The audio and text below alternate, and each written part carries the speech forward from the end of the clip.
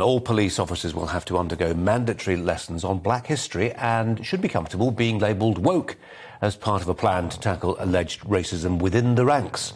The Police Race Action Plan, it was launched today, but it was inaugurated following protests mounted by activists from Black Lives Matter, aims to create a police service that is actively anti-racist. It's understood the courses will be tailored to specific force areas.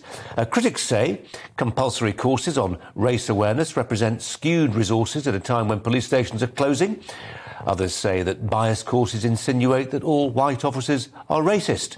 Supporters say the disproportionate jailing of black men proves that racism remains an institutional problem. The Hampshire and Isle of Wight Police and Crime Commissioner is Donna Jones, who joins me now to ponder on this one. Donna Jones, welcome to you. Is this necessary, a necessary step, do you think? Well, it was an interesting one when the NPCC, the National Police Chiefs Council, decided to undertake this review going back about a year ago. And let's not forget, this follows the government's Inclusive Britain report, which they commissioned again last year.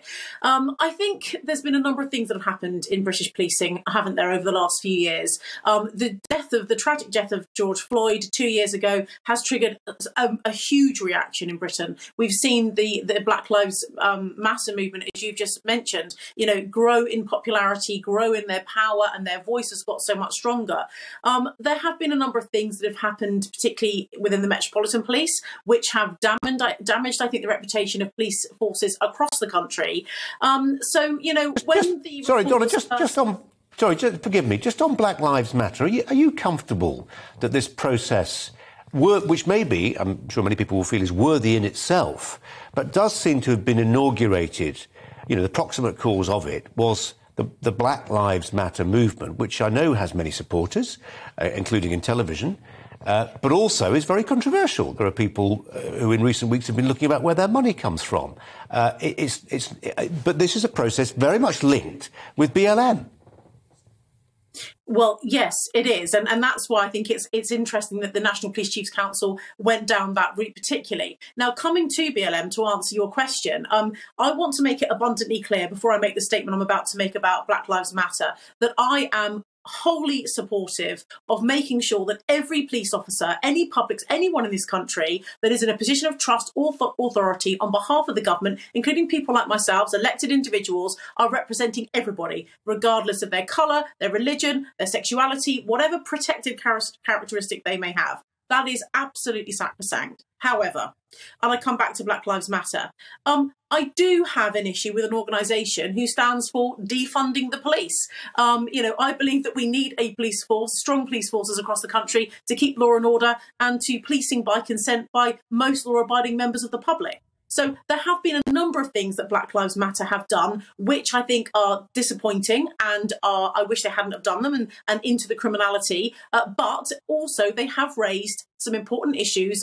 in this country. So it's bittersweet, isn't it? But certainly they're an organisation that I am very focused on looking at what they are doing, looking at where that money's coming from, and particularly around, the core principles, the fact that they have in the past stood for defunding police, which is not sensible in my mind. Yeah. Donna Jones, if you were confronted or, your chief constable, HR, brought it to his attention that one of their officers was simply refusing on a point of principle, ideological principle, to submit to a compulsory and mandatory bias course and was therefore jeopardising their career, what would your response be to that? Do you think it's something that people can express a conscientious objection to, or is it something you simply have to submit to? Yeah, well, I have spoken to my chief constable about this at length, and in fact we put out the joint statement today. I do not believe that Hampshire Constabulary, the force which I am elected to hold to account, is in any way racist. Now, that's not to say that there are not individuals that may be working as a police staff member or a police officer who may well make untoward comments or do things they shouldn't be doing, whether that's about someone's sexuality or the colour of their skin. But I do not believe that we have an inherent racism problem in Hampshire Constabulary, and if I did, did, I wouldn't be a very good police commissioner if I wasn't doing something about it. And the same goes for my chief constable.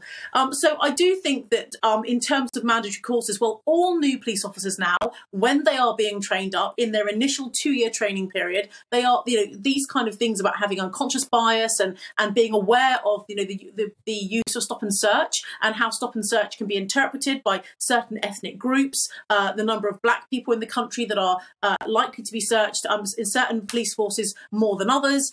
Those are the sorts of things that officers are trained and are aware of. And that is the world in which we live today. And I think it's right and proper that they are given all of the information that they need.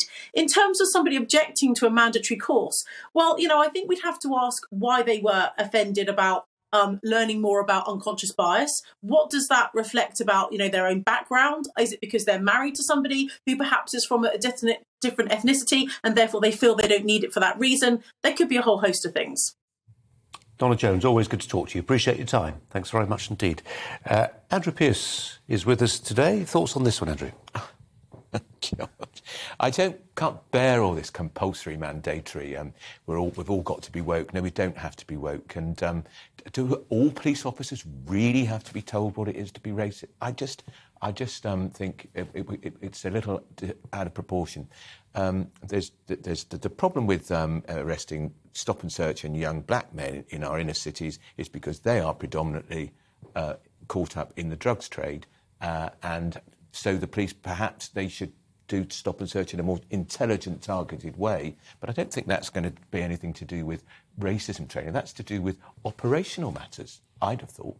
And the point about being the linkage with BLM, which is just the timing of the thing. This is a process, a review that started in the wake of the BLM protests. You may be coincidental. It's not coincidental. No, it's not.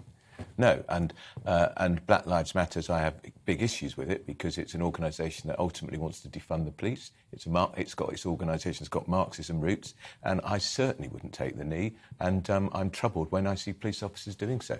OK, Andrew, for now, thanks very much.